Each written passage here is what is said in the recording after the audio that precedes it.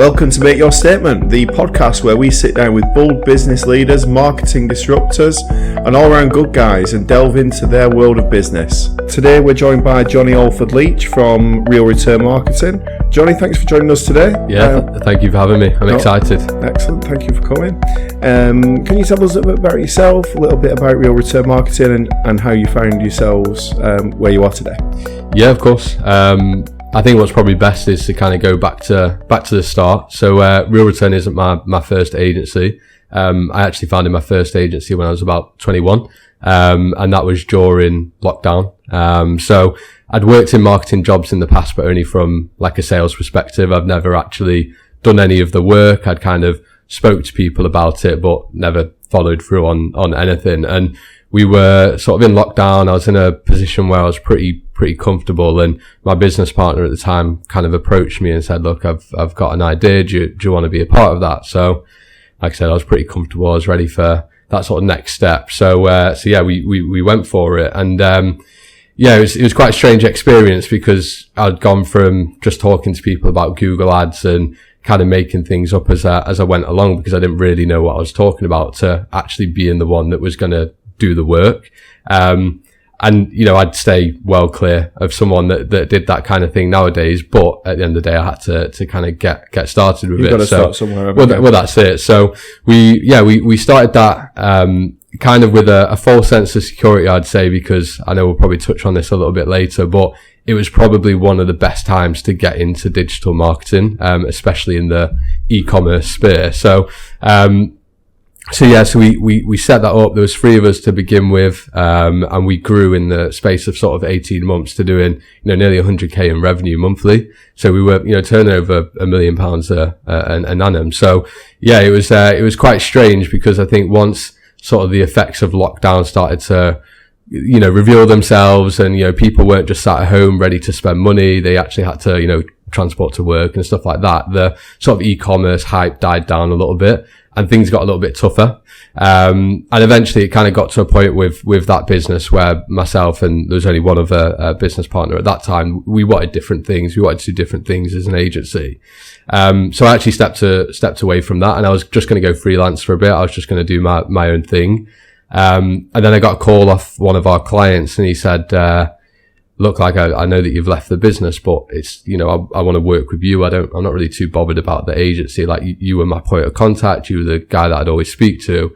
So yeah, I started working on his account. And then about 2 weeks later, I had another client and they did the same thing. And I always made a big thing of like, I've left this business. I'm not going to come and try and take business from it. Like, built that's yours. But ultimately, like one by one, these kind of clients were coming back to me. And I think over the space of sort of 3-4 months, I had about 10 clients that came back and said, Johnny, it's you that we want to work with. So, I ended up speaking to 2 of my original clients as well. And we kind of founded this idea of Real Return Marketing where I knew it from a marketing perspective. I knew how to scale brands and stuff like that, but they got it more from a client perspective because they'd been in the client's shoes.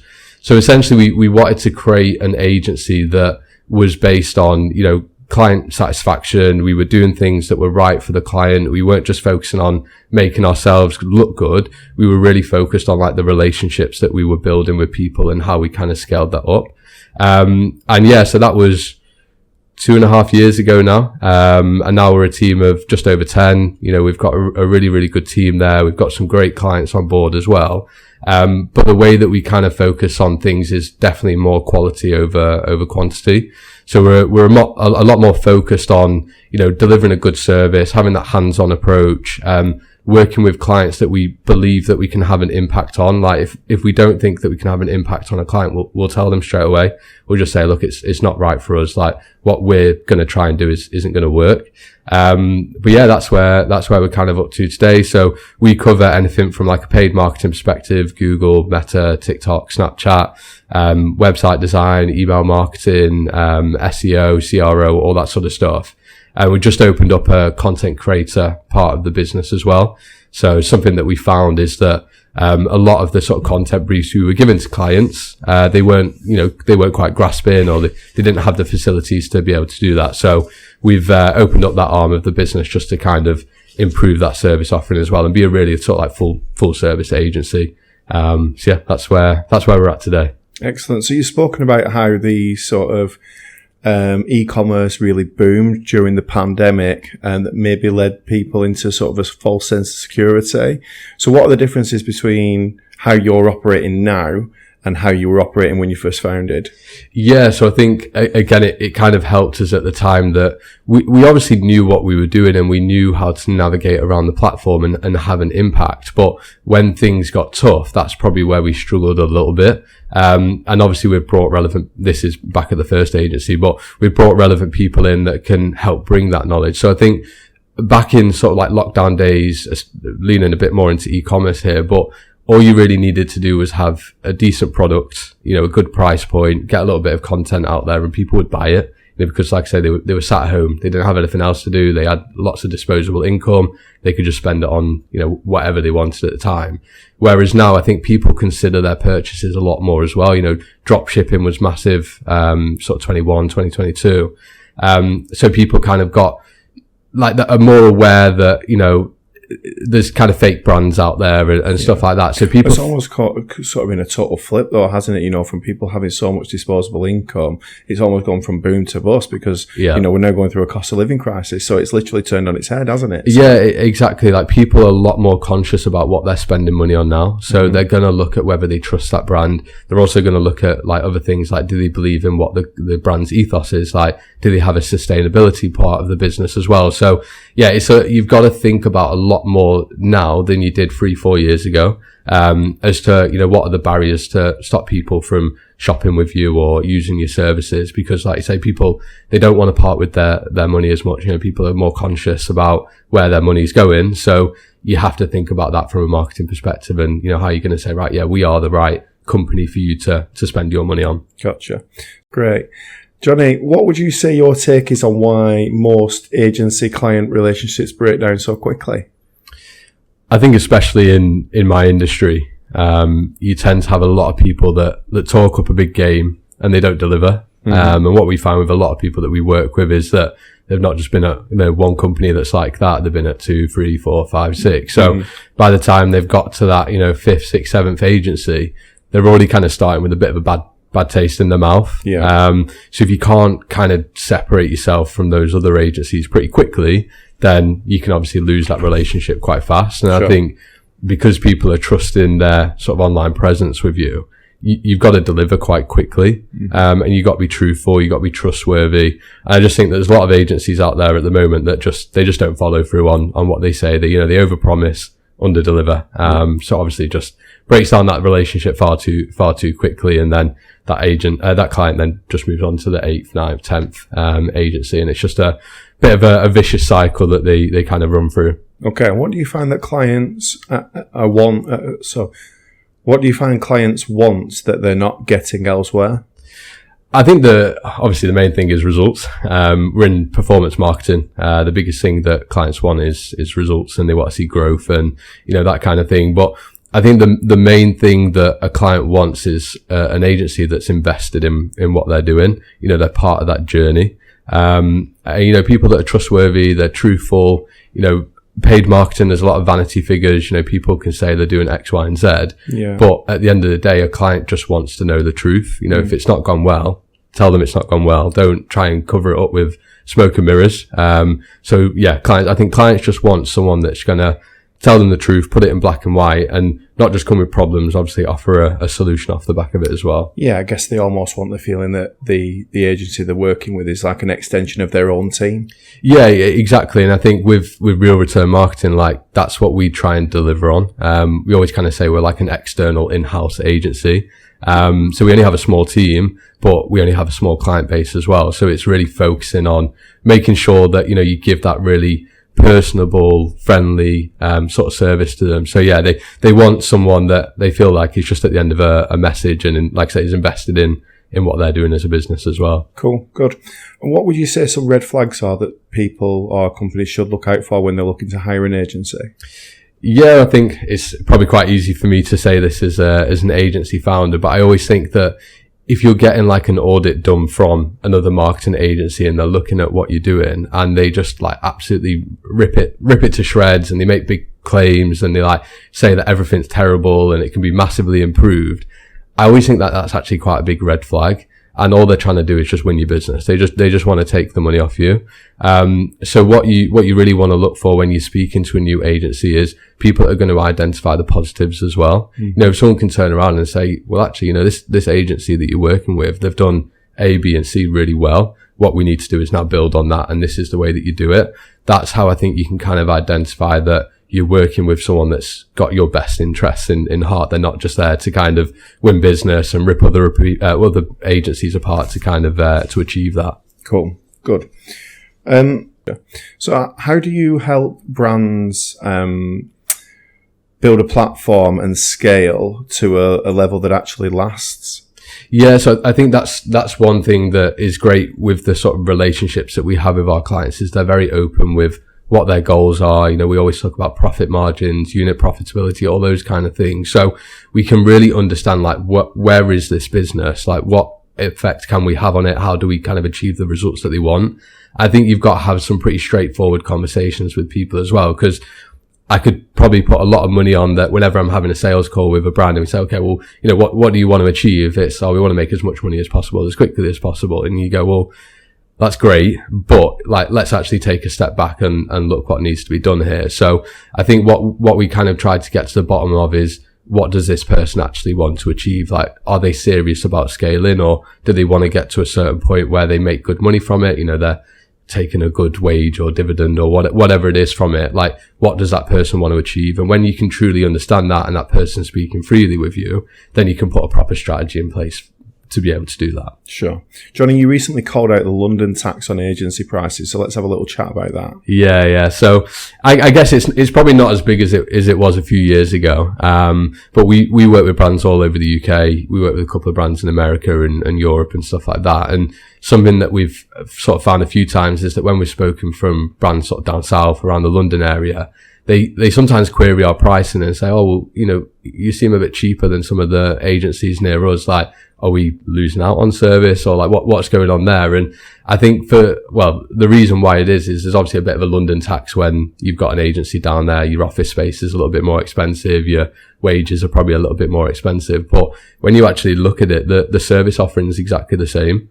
So you're not getting anything different. You're just not paying that London tax. So if you're looking at your margins and you want to get the best service for as, you know, cost effective as possible, then, you know, that you've got other agencies up in Manchester and in the north that, you know, can achieve that for you. And so you'd say that price differential is purely driven by geography then? I think so, yeah. And I'm quite biased as well. I'm Manchester born and bred, but I think that we've got, in terms of like the digital sphere, you know, we've got the best creators, we've got, you know, graphic designers, your marketing people, like they want to be in and around Manchester. So I think actually when you look at the talent pool, I'd say that Manchester's got a better talent pool than down south. Excellent. So Johnny, what would you say then is the real difference between good work and good presentation?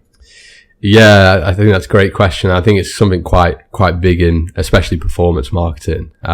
We always talk about as an agency vanity figures. And it's not necessarily easy, but it's sometimes the main objective of as an agency to make themselves look good.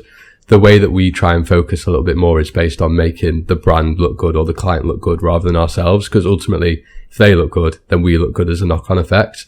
And I think a lot of marketing companies are focusing more on trying to prove their worth rather than actually just delivering on it.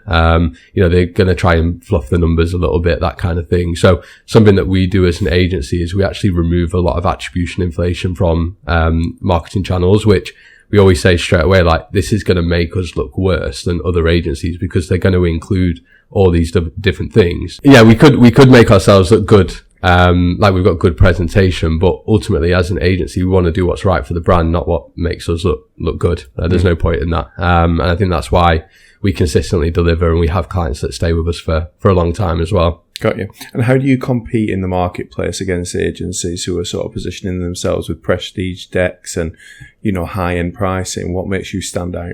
Yeah, I mean, I always have like a lot of admiration. Like, I think I'm quite self-aware. We're quite self-aware as an agency that, we're still relatively new to the game. We're only 2.5 years old. So we can still kind of look outwards and look at other brands or look at other agencies and, appreciate what they're doing. I'll name drop one that I always they probably don't know about us, but I always kind of look at what they're doing, and that's called Embryo. And I think that they do a great job. But I think, with us as an agency, it's all about transparency. Like, we're really open. We'll just let people know what the truth is. And we have clients that will get audits of their accounts like every so often, and we have no problem with that. I always say, like, I'm confident with what we do. So if you want someone to take a look at it, that's absolutely fine. And we have good relationships with them. So they'll share what the feedback is, or they'll share what the decks are. And I've seen so many decks, and they just like say so much fluff, and okay, they look great. You've obviously had a really good graphic designer on it, or, whatever it is. But when you actually look at what's being said, a lot of it's just fluff. So you can kind of smoke and mirrors with those decks, like you say, but ultimately what really matters is, what is actually being delivered upon. And then, yeah, I mean, in terms of prestige, like, I think when you can identify someone that's going to have a big impact within the business, like, of course, every agency is going to want to have that person working for them.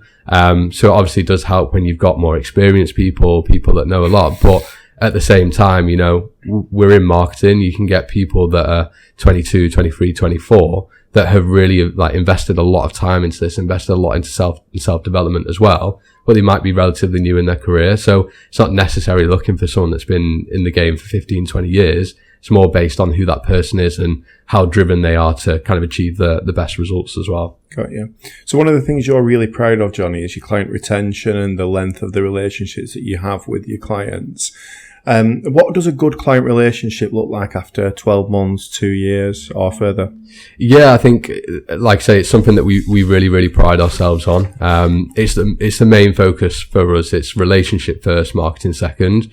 I'm a big believer that if the relationship's good, then naturally the marketing performance will follow. So, I have a lot of more personal relationships, I would say, now with a lot of our clients where, I can speak to them whenever, like, I'll go down and see them and we'll chat about work for a bit, but then, we can spend the day together doing other things or, whatever it is. And it's like, I think when you've got that relationship on a personal, perspective, if you do have a bad week or if you have a bad month, they trust you, they know that you're telling them the truth. So they're more open to kind of go, right, okay, well, we've had a bad week. What's the plan? What are we going to do? And you kind of come up with that strategy. Whereas if you don't have that relationship and something bad happens, then they're not as open to listening to what you've got to say, and you're more likely to lose that client. So that's one thing that I always say to our staff is like, focus on making sure that you've got that relationship. If you have to have a tough conversation, that you've got that sort of benchmark of openness as well. And I think it helps with, getting what we need from clients as well. If you don't have a good relationship and you keep saying, oh, this is what we need, they can kind of get a little bit of a sour taste of that. And they might say, oh, all they're ever doing is asking me for stuff. Whereas if you've got that good relationship, you can ask that. And if they don't give it you can say, come on, mate, what's going on here? I've been waiting for this for ages. And they're more likely to go, yeah, fair enough. All right, I'll get this sorted for you. So I think, yeah, if you've got that relationship and you've got it on more of a personal aspect, it works better both ways, I would say. Got you. So even when a campaign is going well and you can see that it's successful, how do you keep pushing for growth? Yeah, so I think that's something, again, like when we talk about other agencies, I feel like I'm throwing quite a lot of shade. It's unintentional, but yeah, I think people kind of see that our performance is good. When this client came on board 6 months ago, this is what they were asking for, so we'll maintain it here. This is what they wanted. But I think that's, again, going back to the relationship point. If you're having those touch points, if you know what's going on, if you know what the plans for that business are, then that it's not just a case of getting from A to B and then stopping. It's a case of, right, okay, where do we take it from here? So you have to have those touch points and go, right, things are great, it's going well. What's the next step? Like, what's the plans for the next 6 months? And then you can kind of put that plan in place. Okay, what's the biggest lesson that you've learned about building trust over time, Johnny? I think it's a pretty common one, but I think you can lose trust a lot a lot quicker than you can build it. So there's something that we speak about with the team called the trust battery theory.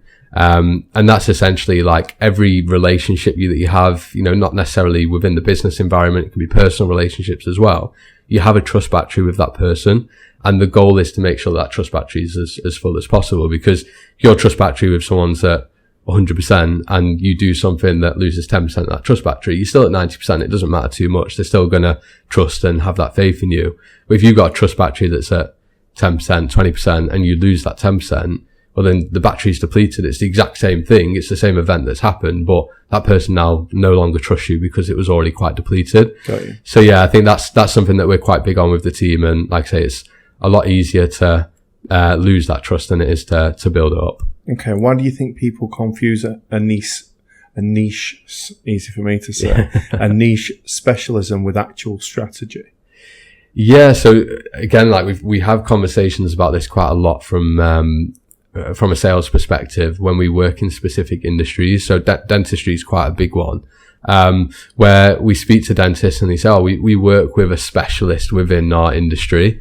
And you go, okay, that's fine. But ultimately marketing's marketing. The kind of strategies are relatively similar across the board. Like they might understand the processes and the products and stuff like that a bit better.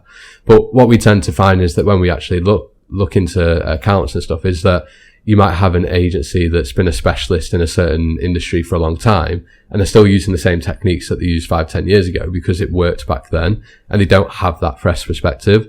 I think that's why I quite like working across different industries, is because you can kind of take ideas and successes from different clients and different industries and go, okay, well, I'm going to give this a test within this client. It might work, it might not. But if you're always just sticking within that one industry, then you don't have that additional sort of value and insight coming from those other industries as well. Got you. So Johnny, can you share an example of how applying a fresh perspective to a situation resulted in a big win for one of your clients? Yeah. So there's quite a few examples, to be fair, but I think one of the type of brands that I really like working with are sort of like more established, older brands that have been around for, a number of decades, because what we tend to find with them is that they kind of stick to what they know works. Because, if it's worked for the last 20, 30 years, then, why change it? So I quite like coming into businesses like that and having a bit of a fresh perspective and trying to shake things up a little bit, because even though it performs well, there's always a way that it can do better. So we always do a lot with content briefs and analyzing data and saying, right, okay, well, let's try this and this, and we'll take the data from that and then build on that strategy a bit more. So yeah, kind of going into some of those older businesses, coming with a fresh content perspective and saying, right, it's going to be a bit out of your comfort zone. We're going to do something a little bit different, but we believe this is going to work. And yeah, we see results go from good to great just because we're kind of pushing that business forward and coming with a fresh idea. So yeah, I guess like working with those older brands, we get lots of, quick wins just by bringing that fresh perspective to the table. Good stuff. Johnny, this has been great. We really appreciate you joining us, your valuable expertise and insights. Before we wrap up, what's next for RRM? Where do you see yourself going over the course of the next few months, years? Yeah, I mean, for us, we're not a conveyor belt marketing agency, so don't expect to see us being a massive agency with hundreds of staff. Like that's not who we are. But for us, we've got some pretty cool clients in the pipeline. We're just building out our service offering. I mentioned about that content creator arm of the business as well, which I don't really think there's many other agencies doing at the moment. So yeah, just lots of new things, identifying problems, and then creating a service solution to that as well. So yeah, lots of exciting things in the pipeline. Good. And if any of your viewers or our subscribers think that they might be able to garner some expertise or some help from you guys, where can they find you? Yeah, so website, realreturnmarketing.co.uk, Instagram, Real Return Marketing, or LinkedIn, just look me up, Jonathan Alford-Leach, which is my full Sunday name. Have a look on LinkedIn and just drop me a direct message. Like I say, we're really transparent. I will book out half an hour with anyone just to give advice. I'm not bothered if we take you guys on as a client or not. Just book out a bit of time with me. I'll have a conversation and point you in the right direction. Perfect. Thank you to all our subscribers and listeners for joining us today. Be sure to give us a like and follow on Spotify, YouTube, and your usual podcast channels. And we'll look forward to catching up with you all on the next episode.